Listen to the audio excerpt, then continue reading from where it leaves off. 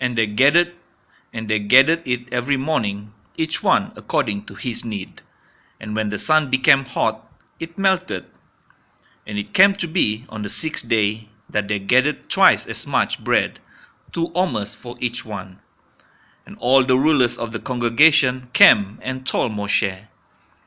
And he said to them, This is what Yahweh has said. Tomorrow is a rest, a Shabbat, Kodesh to Yahweh. That which you bake, bake, and that which you cook, cook, and lay up for yourselves all that is left over, to keep it until morning. And they laid it up until morning, as Moshe commanded, and it did not stink, and no worm was in it. And Moshe said, Eat it today, for today is a Shabbat to Yahweh. Today you do not find it in the field. Gather it 6 days, but on the 7th day, which is the Shabbat, there is none. And it came to be that some of the people went out on the 7th day together, but they found none. And Yahweh said to Moshe, How long shall you refuse to guard my commands and my Torah? See, because Yahweh has given you the Shabbat, therefore he is giving you bread for 2 days on the 6th day. Let each one stay in his place. Do not let anyone go out of his place on the 7th day. So the people rested on the 7th day. And the house of Israel called its name manna, and it was like white coriander seed, and the taste of it was like thin cakes made with honey.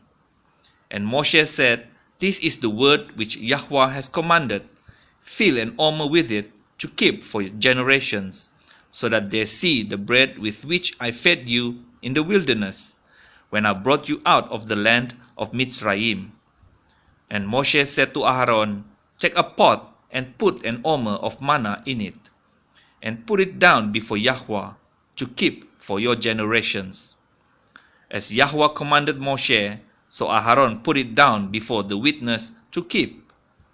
And the children of Israel ate manna 40 years, until they came to an inhabited land. They ate manna until they came to the border of the land of Canaan, and an omer is 1/10 of an ephah. Chapter 17. And all the congregation of the children of Israel departed on their journey from the wilderness of Sin, according to the command of Yahweh, and camped in Rephidim. And there was no water for the people to drink. Therefore the people strove with Moshe, and said, Give us water to drink. And Moshe said to them, Why do you strive with me? Why do you try Yahweh? And the people thirsted there for water.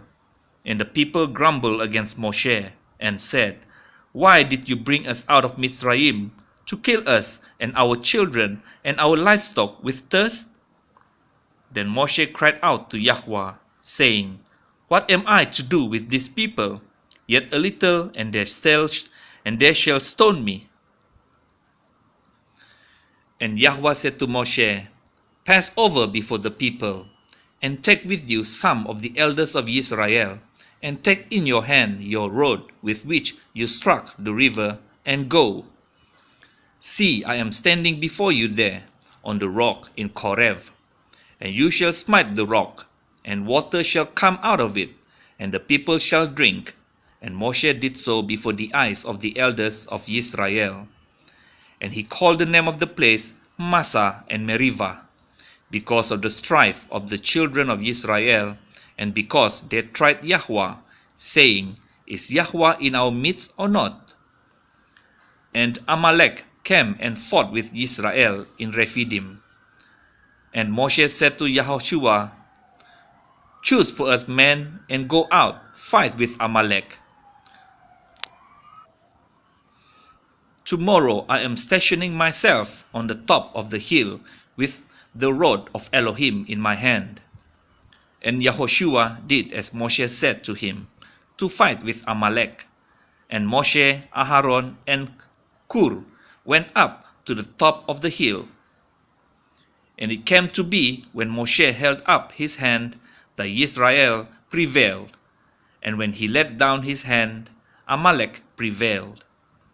But Moshe's hands were heavy, so they took a stone and put it under him, and he sat on it. And Aharon and Kur supported his hands, one on one side and the other on the other side. And his hands were steady until the going down of the sun.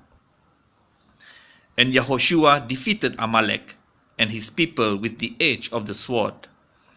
And Yahweh said to Moshe, "Write this for a remembrance in the book, and recite it in the hearing of Yehoshua, that I shall completely blot out the remembrance of Amalek from under the Shamayim." And Moshe built an altar and called its name Yahweh Nisi. For he said, "Because a hand is on the throne of Yahweh is to fight against Amalek from generation to generation."